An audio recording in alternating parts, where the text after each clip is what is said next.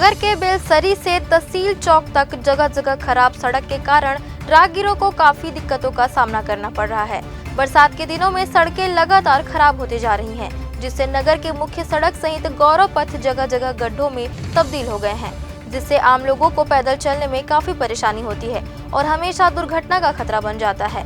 लेकिन जिम्मेदार अधिकारी प्रतिदिन इस सड़क से होकर अपने कार्यालय जाते हैं, लेकिन जर्जर और खराब सड़क को देखते हुए भी अनदेखा करते हैं। यही कारण है कि खराब सड़कों में कोई सुधार कार्य नहीं हो पा रहा है और लोग इसी खराब सड़क में जान जोखिम में डालकर चलने को मजबूर हैं। मनियारी पुल के सामने हुए गड्ढे इतने खतरनाक हो गए हैं कि आए दिन वहां बाइक सवार दुर्घटनाग्रस्त हो जाते हैं। वहीं इस मामले में चिकित्सा अधिकारी से बातचीत की तो बताया कि वहां से निकलने वाले धुएं और सड़क में उड़ने वाली धूल से आम जनमानस के जीवन में काफी गहरा असर पड़ता है। तकतपुर से विनय करिहार की रिपोर्ट।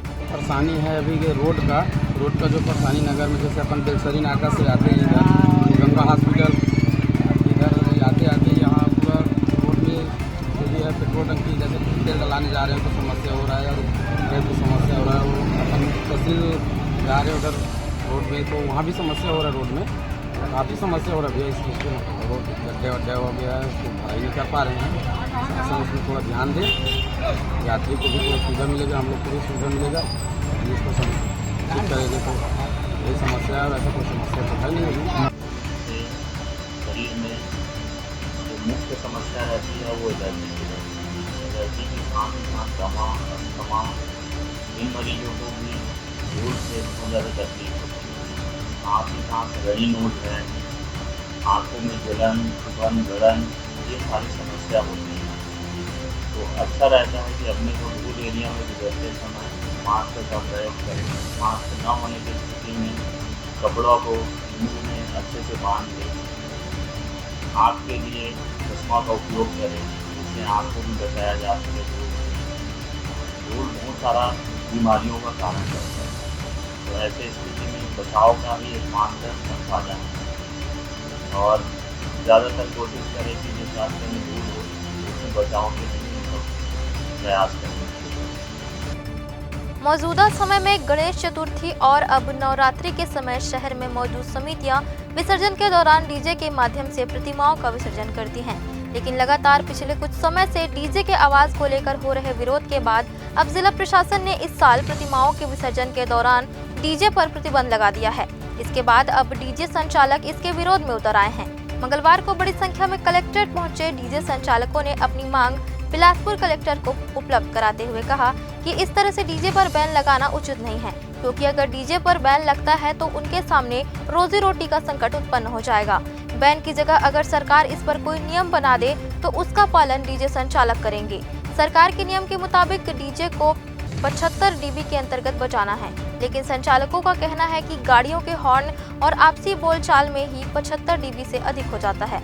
ऐसे में डीजे को इतने कम साउंड में बजाना मुश्किल है, लेकिन उसके बाद भी डीजे के संचालक एक निश्चित साउंड में डीजे बजाने राजी हैं और शासन उसे तय कर दे। बिलासपुर शहर में लगभग 400 डीजे संचालक हैं। अब शासन के ऊपर है कि हमको कुछ नियम से दे दे, बस यही, और मांग तो कुछ नहीं है। कुछ आपके दृष्टिकोण से कुछ है कि वैकल्पिक व्यवस्था इसकी निकल सकती है? हाँ, जैसे हम लोग का जैसे झांकी में जो हम लोग 12 फीट चौड़े में सेटअप बांधते हैं, तो शायद शासन को भीड़ से लेके और कुछ और से प्रॉब्लम होती है, तो हमको एक रूट दे दे कि 8 फीट में बांधो, गाड़ी के बराबर बांध लो, क्योंकि बिना हम लोग को चैली बांधे हम लोग सेटअप नहीं बांध सकते।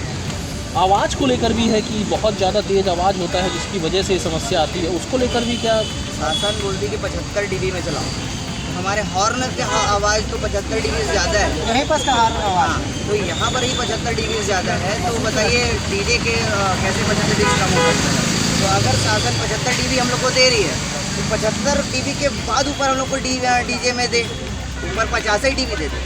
75 डीबी नॉर्मल चल रहे, उसके ऊपर में कोई 50 डीबी प्लस कर दे तो हम लोग कुछ कर सकते हैं। अब नॉर्मल डे में 50। अच्छा, ये बताइए ज्ञापन आप सौंप रहे हैं, इसके बाद भी कोई निष्कर्ष नहीं निकलता है तो क्या? कुछ नहीं, शासन साफ सुथरा बोल रही कि डीजे बैन करो, नहीं बजाना मतलब नहीं बजाना है। आप लोग आगे का क्या रहेगा? आगे हम लोग का यही रहा है कि कलेक्ट्रेट में जाके हम लोग कुछ ज्ञापन सौंपेंगे ताकि कुछ हम लोग का रास्ता निकले। 4 ही दिन बचा हुआ है हम लोग का झांकी स्टार्ट होना, और हर एक डीजे वाले 50-50 लाख 1-1 करोड़ का सामान सब रखे हैं पूरे हमारे बीच में। जनरेटर से लेके लाइट, साउंड और गाड़ी वाले जितने भी हैं, सबका इसी से घर रोजी रोटी चलना है।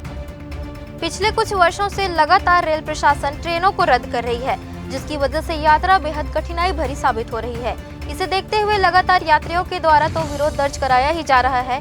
इस पर राजनीतिक पार्टियां भी अब समय समय पर विरोध जताती हैं, लेकिन उसके बाद भी रेल प्रशासन के द्वारा अपने रुख पर कायम रहते हुए ट्रेनों को लगातार रद्द किया जा रहा है।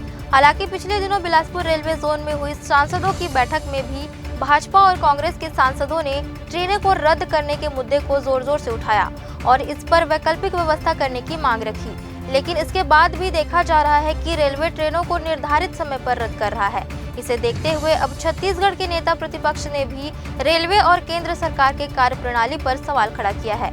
उन्होंने कहा कि मालगाड़ियों का संचालन यथावत किया जा रहा है, अयोध्या दर्शन ट्रेन को यथावत चलाया जा रहा है, लेकिन केवल बिलासपुर से नागपुर, रायपुर, हावड़ा के लिए ट्रेनों को रद्द किया जा रहा है, जिसमें जरूर कोई गलमल है। आने वाले समय में इसका पता चल सकेगा।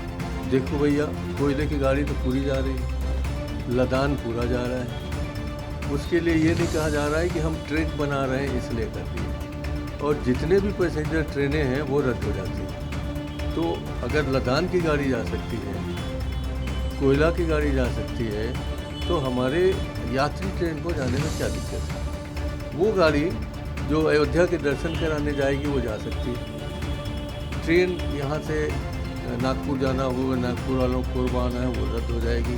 तो यहाँ पर इसमें भी कुछ घालमेल है, मैं उसे अभी नहीं कहना चाहता। बिलासपुर स्टेशन की पुरानी इमारत को बचाने को लेकर प्रेस क्लब में महत्वपूर्ण बैठक का आयोजन किया गया। इस बैठक में सभी ने अपनी अपनी बातें रखी। आपको बता दें कि बिलासपुर रेलवे स्टेशन की ऐतिहासिक 134 साल पुरानी बिल्डिंग को बचाने की मुहिम छेड़ी जा चुकी है। बिलासपुर प्रेस क्लब इस पुरानी धरोहर को बचाने के लिए एक विशेष पहल के साथ बैठक आयोजित की है। इस बैठक में राजनीतिक दल, समाज सेवी संस्थान, साहित्यकार सहित अन्य सभी बुद्धिजीवी उपस्थित हुए।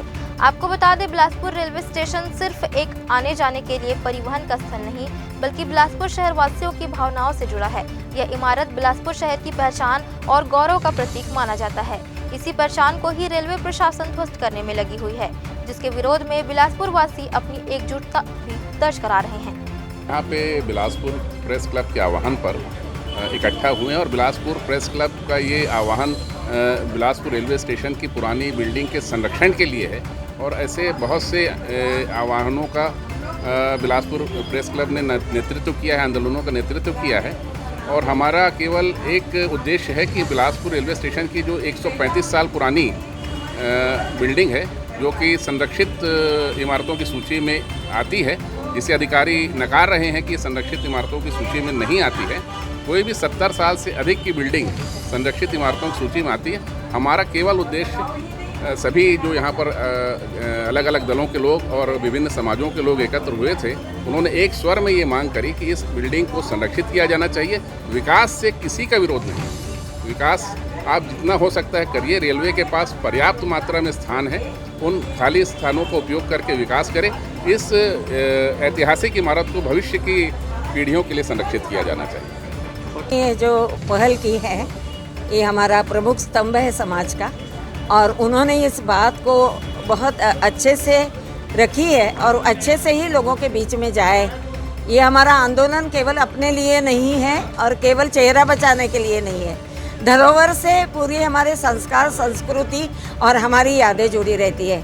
उसके बाद भी एक आर्थिक पक्ष भी है, जो कि बार बार हम इन चीज़ों को बदलने के लिए देखते हैं। तो हमारे सामने अभी बहुत सारी समस्याएं भी हैं और बहुत सारे आह्वान भी हैं। तो क्यों ना हम उन्हें, मैं एक महिला के नाते ये कहती हूँ कि पहले हमें युवाओं के भविष्य की तरफ ध्यान देना चाहिए। बिलासपुर हमारा जो जोन है, जो हमारी पहचान है, जो हमारे रोज़गार का साधन है, जो लोगों के रोज़गार का साधन था, वो आजकल रेलवे नहीं चलने से बंद हो गया है। तो मैं क्षमा के साथ कह रही हूँ कि हम हमारी जो सेवाएं हैं उस पर ध्यान पहले दें और फिर सोचें। और धरोहर तो नष्ट करने का प्रश्न ही नहीं आता है, क्योंकि हमारे जो जितने पुराने किले हैं, हम सब जगह जाते हैं कि वहाँ पे आप देखिए, मैसूर में अभी देखिए कि कितने कितने पुराने किलों को फिर से उसी स्थिति में रखने का प्रयास फिर से नए इंजीनियरिंग के साथ किया गया, लेकिन एक को भी नहीं तोड़ा गया, जो मैसूर का राजमहल है। तो ये बहुत सारे उदाहरण हैं और इनसे हमारे बहुत सारे संस्कार संस्कृति जुड़ी है, लोगों का त्याग जुड़ा हुआ है। तो मैं चाहती हूँ व्यक्तिगत रूप से ये आंदोलन उग्र उस प्रकार से उग्र ना हो, लेकिन प्रभावशाली रहे ताकि हमारी धरोहर बची रहे।